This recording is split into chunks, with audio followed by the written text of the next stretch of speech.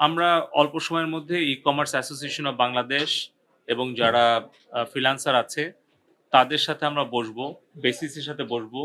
তাদের কি পরামর্শ আছে, প্রস্তাব আছে এগুলো আমরা আলোচনা করে তারপরে পরবর্তী আমাদের কি পদক্ষেপ নেওয়া দরকার হয় সেটা আমরা আবার আপনাদেরকে জানাবো। আজকে সকালে আমি বাণিজ্য মন্ত্রীর কাছে একটা অনুরোধ পত্র পাঠিয়েছি যেন আমাদের কমার্স, ই-কমার্স, ফ্রিল্যান্সারদের জন্য একটা বিশেষ প্রণোদনা দেওয়ার ব্যবস্থা করে। আমরা টিকটকের উত্তর পেয়েছি এবং টিকটকের যে সকল প্ল্যাটফর্মে এঙ্গেজমেন্ট এবং যে সকল তাদের কমিউনিটি স্ট্যান্ডার্ড ভায়োলেশন হয়েছে, আমাদের আইন ভঙ্গ করেছে সেগুলো বলেছি। টিকটকের সহযোগিতায় আমরা সন্তুষ্টি প্রকাশ করেছি এবং টিকটকের প্রতিনিধি শারীরিকভাবে উপস্থিত হয়েছিলেন এবং ব্যাখ্যা দিয়েছেন। তাদের ব্যাখ্যায় আমরা সন্তুষ্ট হয়েছি এবং আমাদের লিগ্যাল টিম এবং আমাদের টেকনিক্যাল টিম, আমাদের বিটিআরসি আমরা তাদের ব্যাখ্যায় এবং তাদের যে সহযোগিতা কার্যক্রমে আমরা সন্তুষ্ট হয়েছি এবং কেন তারা পারলো, কেন ফেসবুক পারলো না, এটারও আমাদের কাছে যেটা মনে হয়েছে, আমরা জিজ্ঞেস করেছিলাম যে এই ১৪ থেকে ২৪ এই ১০ দিন তারা এত দ্রুত রেসপন্ড করলো কিভাবে এবং কিভাবে এত কনটেন্ট আনুমানিক প্রায় ৭ লাখের উপরে কনটেন্ট কিন্তু টিকটক টেক ডাউন করেছে আনুমানিক, এবং আমাদের প্রায় ৩৫০-র উপরে আমাদের রিকোয়েস্ট তারা কিন্তু অ্যাকসেপ্ট করেছে। সো আমরা দেখলাম যে আসলে তারা যেটা করেছে, তাদের ফ্যাক্ট চেকিং যে ফার্ম তারা তখন এটাকে ডাবল করেছে।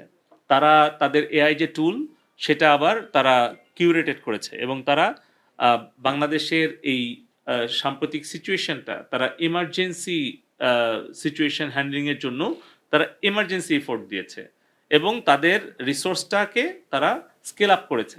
ফলে কিন্তু তারা এটা খুব দ্রুত সময়ের মধ্যে তারা এই ধরনের যেগুলো নাশকতায় উস্কানি দেয়, মিথ্যা তথ্য উপাত্ত, এগুলো কিন্তু তারা রিমুভ করতে পেরেছে এবং সেটার পার্সেন্টেজ মানে অল টুগেদার 67%-এর উপরে। তবে ১৮ তারিখে যেটা আসলে মূল উৎস ছিল, আপনারা জানেন যে যেই দিন আসলে ঘটনাটা খুব দ্রুত গুজবটা ছড়াচ্ছিল সেই দিন কিন্তু তারা 100% আর কি টেক ডাউন করেছে এবং রেসপন্ড করেছে। এবং ১৭ তারিখ যেটা আরও বেশি জরুরি, যে আসলে ঘটনা ঘটার আগে একটা প্রিভেন্টিভ মেজার নেওয়া, সেখানে তারা 40%, এবং তার কারণে আমরা তাদেরকে ধন্যবাদ জানিয়েছি। আমাদের কাছে টিকটকের যিনি প্রতিনিধি এসেছিলেন ওনাকে আমরা জিজ্ঞেস করেছিলাম যে আমরা বেশ কিছু মিডিয়াতে দেখছি আপনারা কি চাইনিজ কোম্পানি কিনা।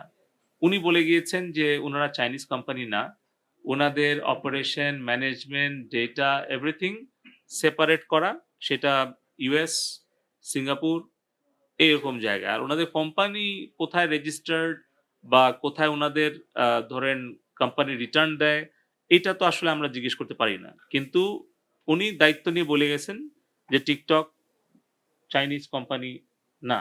এখানে আমাদের লিগ্যাল অ্যাডভাইজার ছিলেন, লিগ্যাল কমিশনার ছিলেন, পরিচালক, ডিরেক্টর আছেন, ডিজি আছে, সচিব আছে, চেয়ারম্যান আছে, আমাদেরকে বলেছে। সো এই কারণে আমরা তাদের কাছ থেকে শুনেছি যে টিকটক চাইনিজ কোম্পানি না। আপনার কাছে যদি কোনো অথেন্টিক সোর্স থাকে যে টিকটক চাইনিজ কোম্পানি, আপনি দিলে আমরা আবার তাদের কাছে একটা ইমেল পাঠাবো। এলো খবরের কাগজ, নিখাত, নির্ভীক, নিরপেক্ষ।